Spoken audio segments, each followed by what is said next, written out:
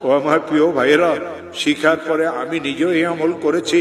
এই কোরআনে করিমকে মাথায় নিয়ে বলি, এই কোরআনে করিমকে মাথায় নিয়ে বলি, এই কোরআনে করিমকে মাথায় নিয়ে বলি, এই কোরআনে করিমকে খুলিয়ে কলিজার সাথে মিলেই বলি, আমার মাওলার নামে কসম করিয়ে বলি, যতবার আমি আমল করেছি নিজের জন্য, বিপদগ্রস্ত আত্মীয় স্বজনের জন্য, খুদার কসম প্রত্যেকবার আল্লাহ আমাকে এর ফলাফল হাতে হাতে দিয়েছে। পাক ভারত উপমহাদেশে একজন বহুত বড় আলিম আসছিলেন, হযরত মুজাদ্দিদ আল-ফিসানি, শেখ আহমদ সরহান্দি তার নাম ছিল। তিনি তার কিতাবে আমল শিখাইছেন, কোন মুসলমান যদি ঋণগ্রস্ত হয়, এত ঋণ হয়ে গেছে, আদায়ের কোনো ব্যবস্থা নাই, খেতে ফসল হয় না, দোকানটা অচল হয়ে গেছে, ছেলেটা বিদেশে গিয়ে ফাঁসিয়ে গেছে, তাইতেও পারে না, আসতেও পারে না, 2-3টা মেয়ে ঘরে উপযুক্ত, কারো বিবাহ হয় না, একটা মেয়েকে বিবাহ দিয়েছিল, তালাক নিয়ে মেয়েটা ঘরে চলে আসছে, ছেলেটা খারাপ ছেলেদের সাথে মিশিয়ে মদ জুয়ার অভ্যস্ত হয়ে গেছে।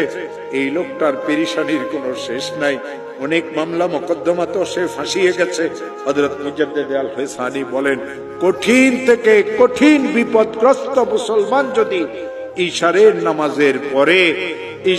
নামাজের পরে তাসবিহ হাতে নিয়ে যেই দরুদ শরীফ পড়তে জানে, 100 বার দরুদ শরীফ পড়বে।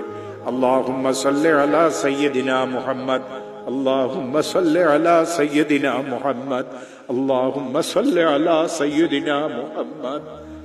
আর 499 বার পড়বে লা হাওলা ওয়ালা কুওয়াতা ইল্লা বিল্লাহ। একবার পড়বে লা হাওলা ওয়ালা কুওয়াতা ইল্লা বিল্লাহিল আলিয়্যিল আযীম।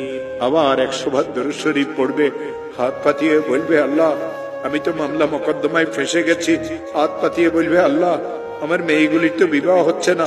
হাত পাতিয়ে বলবে, আল্লাহ আমার একটা মেয়ে তালাক নিয়ে ঘরে চলে এসেছে। হাত পাতিয়ে বলবে, আল্লাহ আমি মামলা মোকদ্দমাতে ফাঁসিয়ে গেছি। হাত পাতিয়ে বলবে, আল্লাহ আমার খেতে ফসল হয় না। হাত পাতিয়ে বলবে, আল্লাহ আমার ব্যবসাটা অচল হয়ে গেছে। হাত পাতিয়ে বলবে, আল্লাহ আমি সন্ত্রাসীদের দ্বারা কবলিত। হাত পাতিয়ে বলবে, আল্লাহ আমার ছেলেটা তো বিদেশে গিয়ে ফাঁসিয়ে গেছে। হাত পাতিয়ে দিয়ে বলবে, আল্লাহ আমার আরেকটা ছেলে তো অনেক খারাপ হয়ে গেছে, আমাকে মারধর করতে চায়। মাওলা তুমি আমাকে বিপদ থেকে মুক্ত করে দাও। আমার হাতে কোরআন আছে।